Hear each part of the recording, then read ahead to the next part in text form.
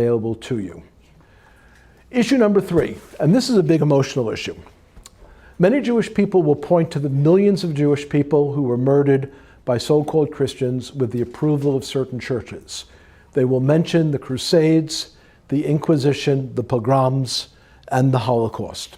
The Crusades, between rounding things off here, around the year 1050 to 1250, this was the attempt by European Catholics and other associated groups to try to recapture the Holy Land from the Muslims who had invaded and taken it over.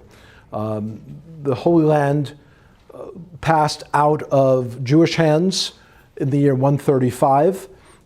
It was actually Roman occupied, but the Jews at least had a presence in Jerusalem. There was a final Jewish rebellion. The Romans defeated that, and you bring in the Byzantine Christian Empire just 200 years later. I know this is rushing through history. It's not overly important. But for many years, the Byzantine Christian Empire was there in Israel, in the Holy Land. Around 700, Muhammad comes out of the desert with a very violent army and violently took over the land. And so the Crusades were an attempt to push him out. But on their way to the Holy Land, the Crusaders went through every Jewish village they could find, slashing, raping, murdering. Entire villages were decimated by these so-called Christian Crusaders. Again, I've seen online in the last few years, there's an attempt basically to rewrite history about the Crusaders. Listen, I see both sides of it. I am a conservative evangelical in my theology and a Jewish person as well who deeply loves his heritage. I understand that the Crusaders were trying to liberate the Holy Land from violent Muslim invaders. That was a legitimate thing. However, the Crusaders were also raised on a steady diet of anti-Semitism found in the teachings of the Roman Catholic Church at that time. Again, if you're, people will watch this who are Roman Catholic, and I well recognize in the last 40 years that has changed. Much has changed. And there have been many good overtures that we welcome from the Roman Catholic Church to try to correct the past mistakes. Those things are genuinely welcome. However, they still do maintain that they are the new Israel, and that's false. They haven't gone all the way that they need to go yet. And so they will point to this as being the reason. How could you ever expect me to believe in a God who inspired the persecution of my people? All 4 of my grandparents were driven out of Eastern Europe by pogroms. Pogroms were, let me go to the previous slide. The pogroms were a series of violent persecutions in Eastern Europe between the years 630 up until 1946, believe it or not. My grandparents were driven out of Eastern Europe by pogroms that were horrible. My grandmother came over in 1908. In 1919, there was a pogrom that swept through her village in the Ukraine. 600 Jewish people were pulled out of their homes and hacked to death with axes by the army of a man who was educated in an Eastern Orthodox clergy school, a seminary. Simon Petlora was educated to be an Eastern Orthodox priest of that particular church branch. Instead, he became a military man and led an army that just systematically slaughtered Jews. And because one of their saints, John Chrysostom, taught to do that in the Eastern Orthodox Church. So the pogroms and finally the Holocaust. Toward the end of his life, Martin Luther turned away from some of the good things he had said, and he said many good things in the early part of his ministry. In the latter part of his ministry, he became frustrated that Jewish people didn't come en masse to his new reformed view of Christianity. And so he became very angry and became very violent and encouraged the persecution of Jewish people. Exactly 400 years after Martin Luther's birthday was the day of Kristallnacht in Germany and Austria in 1938, and 600 or so synagogues were smashed up to bits by the burgeoning Nazi movement in Germany. And of course, in just a year after that, the Holocaust would begin in earnest with the start of World War II. And so the Holocaust, certainly, we understand, was perpetrated by demonically inspired madmen. Okay? Yes. It really is incorrect to call the Holocaust a Christian persecution, because we understand that the SS and the top echelon of the Nazi regime, and I've done a lot of research, I teach this, they were inspired a lot by Nordic and gods and the Norse. They imagined this Germanic Norse sort of Thor and all the gods of the Vikings. They saw themselves in league with that, and they imagined that they could tap into the power of those pagan gods. And the top echelon of the SS was very involved in that pagan sort of worship.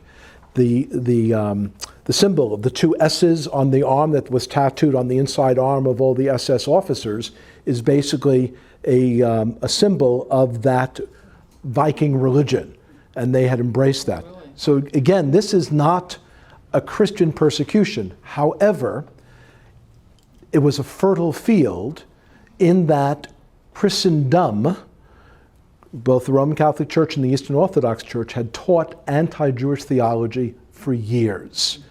This is why the death camps were located in Poland, because many of the Polish people had been fed a steady diet of violent anti-Semitism. Again, I was in Germany just a week ago, and while in Germany, I was able to speak in many wonderful evangelical churches.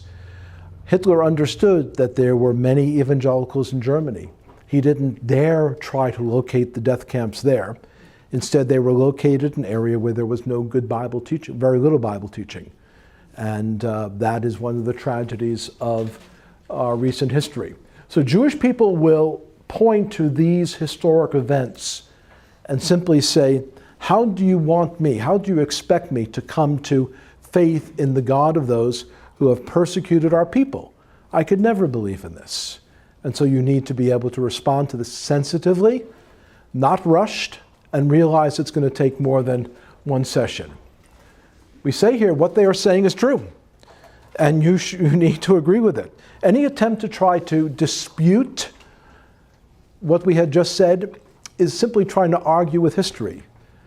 Listen, today on the internet, there's lots of revisionist history. Yeah. If you're getting your history from Facebook memes, you are most to be pitied, because everything has been turned upside down by who can create the best graphic with the most lying statement on the graphic.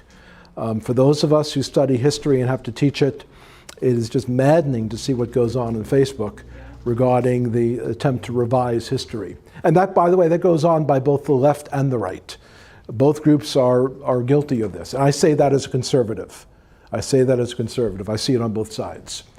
So what they are saying about the historical persecutions is true, and you should immediately agree with them. However, you must quickly point out that these people were only Gentile church members. They were not biblical Christians. Their loyalty was to an institutional church, not to Jesus the Messiah.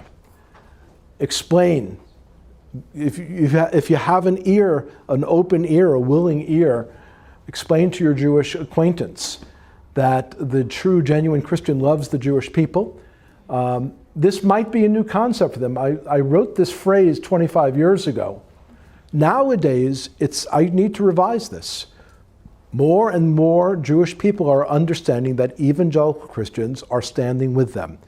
This is talked up in Jewish media. I get each week, I get 3 or 4 through email, Jewish magazines, Jewish periodicals, and articles are discussing this. Why are the evangelicals being so nice to us? What do they really want? What is their secret agenda? I get Jewish newspapers from the left, like the Fovitz, and from the right, and the ones on the left are constantly suspicious.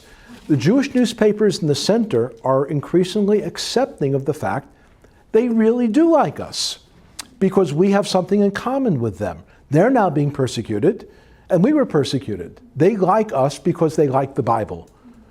And as long as they don't try to convert us, we're happy to cooperate with them.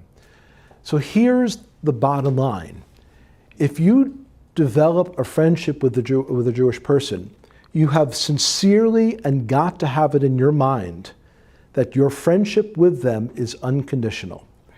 It's not conditioned, it's not dependent upon whether or not they ultimately agree with you. And here's why. The process of Jewish people coming to recognize Yeshua as Messiah is one that often takes months or years. They need to see from you a genuine friendship that is irrespective of how they're going to respond to this issue. When they see that you're standing by them, you're concerned about the things going on in Israel, you repudiate anti-Semitism, you demonstrate yourself to be a friend of the Jewish people, then you have earned the right to be heard. The things you say will be taken much more seriously. You're not there on a hit-and-run evangelistic expedition. You're there to develop a relationship. That type of evangelism takes much longer. Being a friend to a Jewish person, someone in the neighborhood, even a Jewish professional. Even here in San Antonio, there's a significant Jewish population. Your doctor, your dentist, your lawyer, your accountant, the college professors, these are the people that you'll often find are Jewish. And you can say to them, I've recently become aware of just how indebted I am as a Christian to the Jewish roots of my faith. And they'll say, I don't get involved in that all that much. That's a typical reaction. I have a membership in the synagogue, and say, well, you do have a beautiful heritage, and I'm recognizing that the Jewish people, that the Christian people are indebted to the Jews because Jesus was a Jew. And then just leave it. Don't get into an argument. Never talk politics with a Jewish friend. It's disastrous. I've seen lots of efforts go down, they quickly go south. But simply say, I greatly appreciate you because I'm understanding more and more the Jewishness of Jesus, that he was a Jew. And so I appreciate the Jewish people all the more. And if you're and stop and leave it there. We have time for questions now anyway.